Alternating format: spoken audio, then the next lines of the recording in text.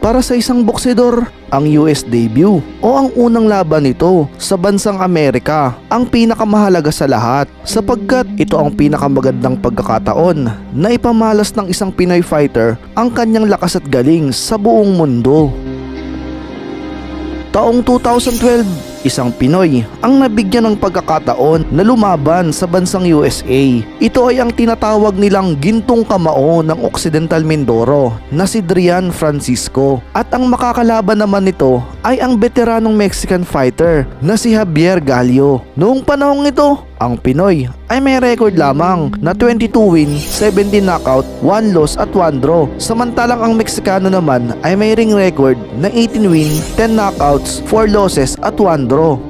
Sa laban na ito, hangad ng Pinoy na may uwi ang tagumpay sapagkat ito ang kanyang unang sabak sa bansang US. At alam naman nating lahat kung gaano kahalaga ang isang US debut para sa isang Pinoy fighter. Subalit, hindi ito magiging madali para sa Pinoy sapagkat kilala naman natin ang mga Meksikano na isang tunay na mandirigma at kapareho din ng Pinoy ay hangad din ito na magtagumpay sa laban na ito. Sa pag-umpisa ng laban, round 1 pa lang ay nagpasiklab na ng mga atake ang parehong mandirigma. Mentioned a fight like Rigondeaux. He was in the mix to get that fight in December. That is gonna go to... Ang Pinoy na si Drian Francisco ay kilala sa pagkakaroon ng kakaibang estilo nito na tinawag ng mga Amerikano na Superman Punch. At ito ang estilo na nagpanalo sa kanya noong nagdaang laban nito sa former 2 times world champion na si Roberto Vasquez. Subalit hindi ito uubra sa pagkakataong ito sapagkat maliit sa kanya ang kalaban na Meksikano. He's aggressive, going in there, but he's going in there half wild. And with it getting hit. And you don't want to get hit with a fighter that has the power of Francisco. He's right there in front of him and not a good place to be. Now Francisco 17 KO, so you know he's known to be a good puncher.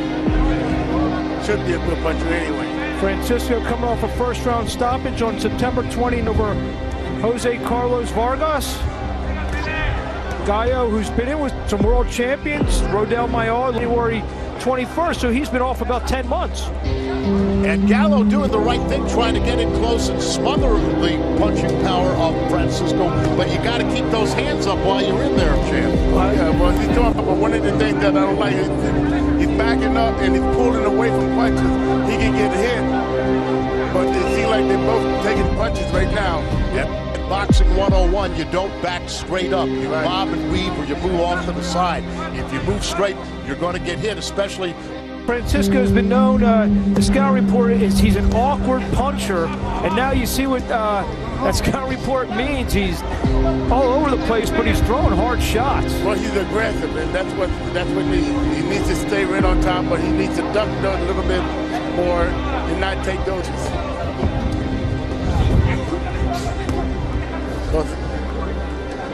Wild punches are being thrown and you get hit with one like that one. Right by Drian Francisco. And up left. And now Francisco starting to up here. Francisco can get hit, but right now he's doing well. Cut around the left eye of Gallo as well. Sa dulo ng round 1 ay nagawang makapagpatama ng Pinoy ng ilang malilinis na tira na kung saan ito ay nagdulot ng sugat sa kaliwang mata ng Mexican fighter.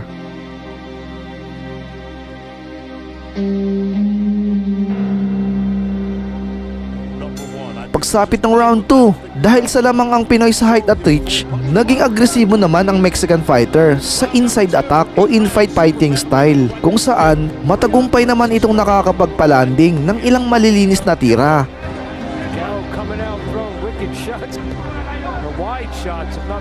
Subalit, nagagawa pa rin namang kumawala ng Pinoy at makapagbigay ng mga long distance shot. Any care getting hit or not, because he just throwing punches. If they land, they land. If they don't, he don't really care. He just throw. Well, he better care with the punching power of Drian Francisco. Not afford to get careless. And champ, you don't want to really throw those wide shots against Francisco. If he steps and throws down in the middle, we're going to be in trouble. Francisco's got a good knockout record. And so he's supposed to be able to punch. Clubbing right hands by Javier Gallo. I think after the first one, he just said, the heck with it, I'm coming in and call caution the wind, and he's having some success here in round two. At the moment, he is, but again, I cannot stress with the punching power of Francisco, you can make no mistake, Francisco has the power. And he got drilled again. He landed a couple good shots on Gallo. I tell you what, but Gallo don't care. He just got hit again. But I tell you what, those punches add up, and they start to take effect later on in the fight. And as Mark mentioned earlier, Francisco, a very awkward fighter. Champion, he throws from all angles. You never know where that's coming from. Well, I tell you what, that's the way Gallo fight. That's his mark, and that's what he's gonna do. An uppercut by Francisco, but Gallo's tough in there. Gallo's making them throw punches that he don't want to throw. He's making them fight. Francisco's throwing the old sin punch, the uppercut from about 10 feet away. He's left himself wide open for counters. And again, boxing 101, you don't throw the uppercut to your right inside. Oh, and a clubbing punch along the ropes as Francisco moves away.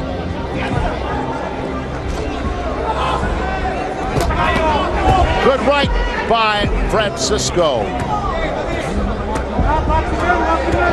And there's no question, champ, that Francisco is a hooker, but did he ever hear of the left jab? With that reach, he should be jabbing more. A lot of these fighters, whoa, what body punching? Oh, that hurt him. Gallo. And champ, that Gallo is T-O-U-G-H tough. Well, I tell you what, man, you know, he didn't lay down. He didn't take the punches and give some. And the bell, the end of round number 2, and Mark Abrams, the action keeps getting better. Minsan, mas maganda pa nga manood ng ganitong mga laban kung saan nakakapagbigay ng magandang panoorin sa mga fans kesa sa mga laban ng mga ibang sikat na fighter kung saan puro takbo lang ang nangyayari sa laban. Round number 3 set for 8-round super baits. On the right of your screen, Durian Francisco.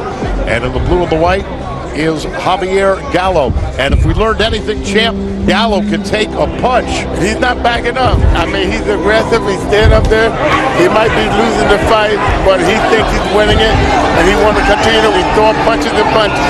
And this is what boxing is all about. And you know, Mark, you have to wonder if Gallo's said, look, I know the guy's a knockout puncher, but I'm going to go for broke. I'm going to stay there. I get hit, I get hit. And he got to get in close like that because the guy's arm is very much longer than his now because he got a lot of fight look like left in him.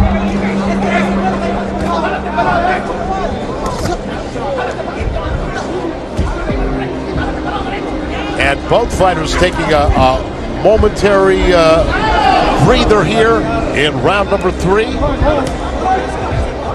Their punch output, Mark, is incredible in this fight so far. I tell you, Francisco looks like he's running out of gas because he's leaning and whatnot, and he's not throwing as many punches, and that's not a good sign. Good right hand. And a good left to the midsection by Francisco. Oh, all right, Gallo. And Francisco snuck in yet. It's going to look like he's tired of taking them, and he's taking more because he's not doing anything. Every now and then, in close this time by Francisco. Right hand by Francisco. And that's what Francisco got to do. He got to wake up. He got to put these punches. This is going to be a war of attrition. It's actually turning into one now. A solid right by Gallo. And champ, what I like about Gallo, smart enough not to just run in there, he's strategically cutting the ring off on Francisco. He's cutting the ring off. Right hand. He clubbed hard right hand. Yeah. And a cut on the left eye of Gallo. Yeah. And he's getting hit on that cut. He's getting hit on that, and that cut going to open up. He just got hit with 3 perfect shots and walked right through him. And that's got to take some of the heart out of Durian Francisco. Larry, can you tell anything about the body language on these two fighters? Yeah, you can tell. You know, you can tell what happened with Gallo there. He's not really about his body because he's not really taking a lot of shots. His mainly concern is his head. He's getting hit a lot in his head, but he continues to go on. As you look. Sa round 4 ay dito mo kabibiliban ang mga Meksikano pagdating sa laban, sapagkat bukod sa sugat nito sa kanyang kaliwang mata ay madalas pa itong tumanggap ng ilang malilinis na tira mula sa Pinoy. Ngunit patuloy pa rin ito sa kanyang pag-abante, dahil dyan nagawa nitong makorner ang Pinoy sa mga lubid. Round 4, set for 8 rounds, super bantamweight. Cut, got hit with it by Francisco. Ang mga uppercut punch naman ang naging pangontra dito ng Pinoy. Dahil may kaliitan at mahilig pumasok sa loob ang Meksikano, sinasalubong naman ito ng uppercut ng Pinoy. Oh. And Gallows right there. Gallows, you don't have to look for him. He's here to fight. And you can see that Francisco champ does not like the pressure that Gallo is putting him under. Well, you know, boxers don't like too much pressure. They want to be able to do what they want to do while they're in there. They don't want no pressure. They want an easy night. But, you know, once you put those gloves on and step through them ropes, it ain't no easy night. That's all Gallo knows, though, is pressure. Good right by Gallo on the ropes, another right, left downstairs. What a fight we've got. What action. Incredible right hand by Francisco. Francisco is learning how to throw that right, and he's landing it when he do throw it, and that's good for him. But he got to stay off those ropes and keep moving if he got stamina. You know, Mark, I can see it written on the face of Francisco, like, where did they get this guy? Exactly, that's what I was alluding to Brown with Larry about the body language. Gallows cut up. Check that midsection. That's what Gallo's right hand's going to come over top of that. And there's the bell. Sa pagsapit ng round 5, ramdam na ng parehong mandirigma ang pagod at hirap sa laban. Subalit, mas kapansin-pansin na mas hingal at mas parang hinahapo ang Pinoy. Dahil dyan, nagawang makapagpatama ng Meksikano ng isang solid right cross. Solid right by Gallo. And Franco answers right back. Gallo threw a nice right hand that time, but he should have took that back with the left hook. That way he did damage. And I think I saw Gallo throw the first left jab. He likes it in close, has to swing.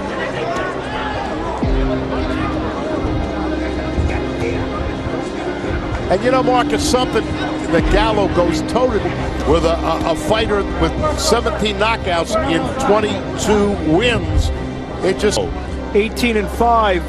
Don't let that record fool you. He's fought some good fighters. He's beaten some good fighters. Beaten 29. Subalit maya-maya pa, sa patuloy na pag-abante ng Meksikano, ay tinamaan ito ng isang left uppercut mula sa Pinoy. At ito ang naging dahilan ng pag-atras nito sa unang pagkakataon. Dahan-dahan namang umabante ang Pinoy, kasabay ang pagbibigay ng mga malalakas na suntok. Sa patuloy na pag-atake ng Pinoy ay patuloy din ang pagdurugo ng sugat ng Meksikano. Gallo not looking good. Francisco on the charge. He senses he's got hurt for the first time in this fight. Yeah, Gallo looked like he had it a little bit, like he got hurt. That was a low blow there. On the hip. That was a low blow. This fight stopped. At dito ay hindi na ito makasagot sa mga tira na binibitawan ng Pinoy. Kaya naman, nagdesisyon na ang referee na itigil na lamang ang laban.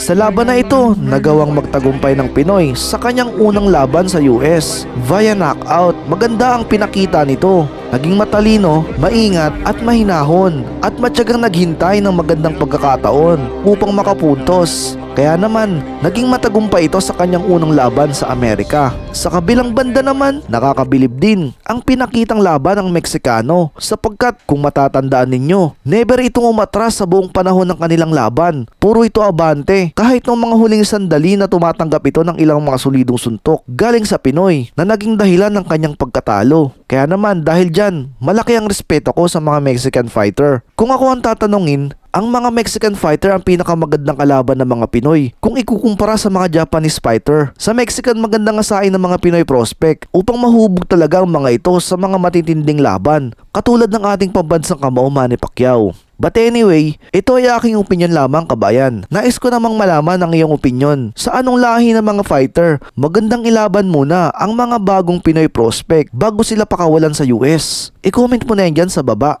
Kung nabitin ka naman sa ating video, ay inaanyayahan kitang mag-subscribe at pindutin ang bell button para updated ka sa mga kalidad na boxing topic. Maraming salamat po.